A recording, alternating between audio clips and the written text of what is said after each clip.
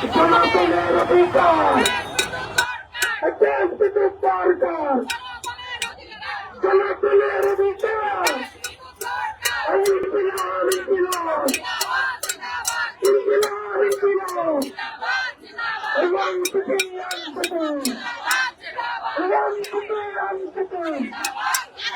জনগণের অধিকার, দেশ বিদ্যুৎ সরকার, এটা রাষ্ট্র চলে না,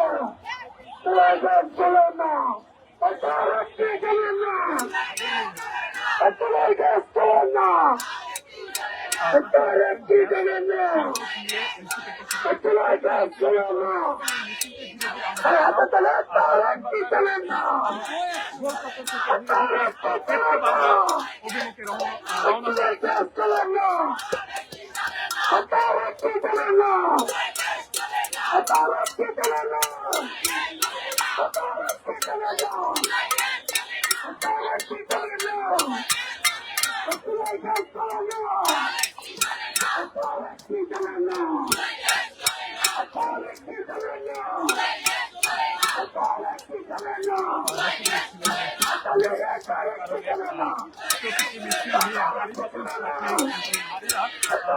चलाना,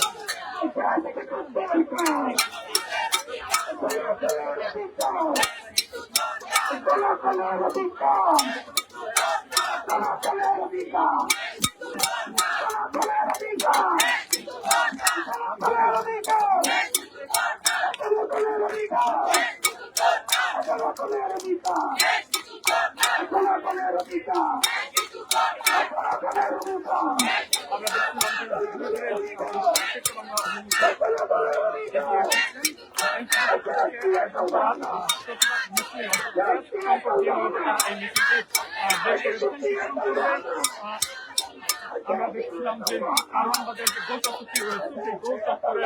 সামনে তারা বক্তব্য প্রদান করেছেন এবং সেখানে তারা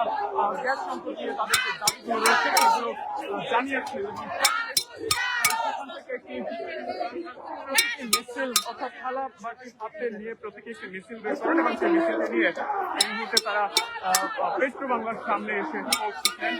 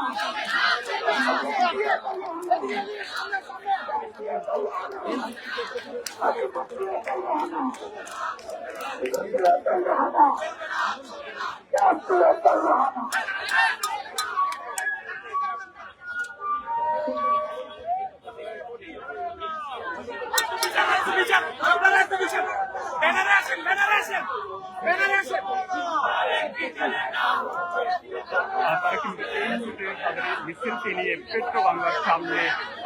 এসেছেন এবং পেট্রো বাংলার যে